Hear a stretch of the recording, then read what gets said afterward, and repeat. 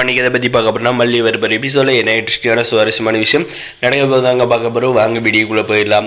விஜய் வந்து பிஸ்னஸ் ட்ரிப்பாக வந்து வெளியே போகிறப்ப பார்த்தீங்கன்னா வீட்டில் என்ன நடக்குது அப்படின்றத வந்து தெரிஞ்சுக்கிறதுக்காக வந்து சிசிடிவி கேமரா வந்து யாருக்கும் தெரியாது வந்து பிக்ஸ் பண்ணுறாருங்க. அது எதுக்காகன்னு பார்த்தீங்கன்னா வீட்டில் வந்து திடீர்னு வந்து புது விஷயம் வந்து நடக்குது. புது ஆட்களெல்லாம் வந்து உள்ளே வந்துட்டு போகிறாங்க. இதில் வந்து யார் நம்மளை வந்து ஏமாத்துறாங்க அப்படின்றத வந்து தெரிஞ்சுக்கிறதுக்காக வந்து விஜய் இந்த கேமரா வந்து பிக்ஸ் பண்ணிட்டு போனாங்க. ஆனால் பார்த்தீங்கன்னா அவங்க சொந்த அக்காவே வந்து மாட்டுவாங்க அப்படின்றத வந்து கொஞ்சம் கூட வந்து எதிர்பார்த்துருக்க மாட்டாங்க.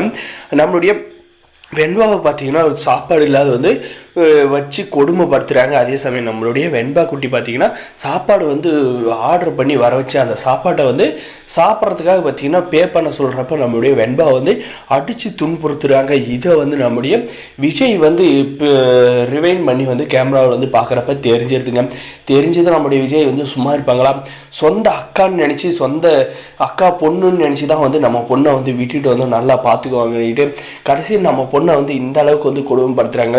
நம்ம வந்து யாரை எதிரின்னு நினைக்கிறோமோ அவங்க வந்து நம்மளுடைய பொண்ணை வந்து நல்லா வந்து பார்த்துட்டு இருக்காங்க அப்படின்ற மாதிரி வந்து நம்மளுடைய மல்லி மேலே வந்து ஒரு நல்ல அபிப்பிராயமும் இந்த ராஜேஸ்வரி ரஞ்சிதா மேலே வந்து பயங்கரமாக வந்து கோபம் வந்து நம்முடைய விஜய் வந்து கால் பண்ணுறாங்க. ஆனால் பார்த்தீங்கன்னா அந்த ராஜேஸ்வரி வந்து பிக் பண்ண மாட்டா. ஒரு வேலை இங்கே நடந்த விஷயத்தெல்லாம் வந்து வெண்பா வந்து விஜய்கிட்ட வந்து சொல்லியிருக்கா. கண்டிப்பாக வந்து அவன் வந்து நம்மளை வந்து சும்மா விட மாட்டான். அக்கான்னு கூட வந்து பார்க்க மாட்டான். வீட்டு துரத்தி விட்ருவான்.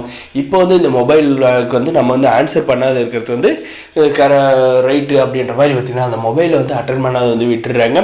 நம்ம விஜய் வந்து பயங்கரமாக வந்து கோபத்தில் வந்து இருக்காருங்க.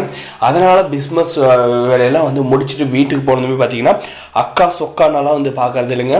எவ்வளோ தைரியம் தான் நீ என் பொண்ணு மேலே வந்து கை வச்சிருப்பேன், என் பொண்ணை வந்து மிரட்டிட்டு இருந்திருப்பேன். நீங்கள் 2 பேரும் வந்து என்னென்ன பண்ணீங்களோ அத்தனையுமே வந்து எனக்கு தெரியும். இந்த வீட்டில் வந்து நான் அங்கங்கே ரகசிய கேமரா வந்து வச்சுட்டு போயிருந்தேன், அதை லைவாக வந்து பார்த்தேன் அப்படின்ற மாதிரி வந்து சொல்கிறாங்க.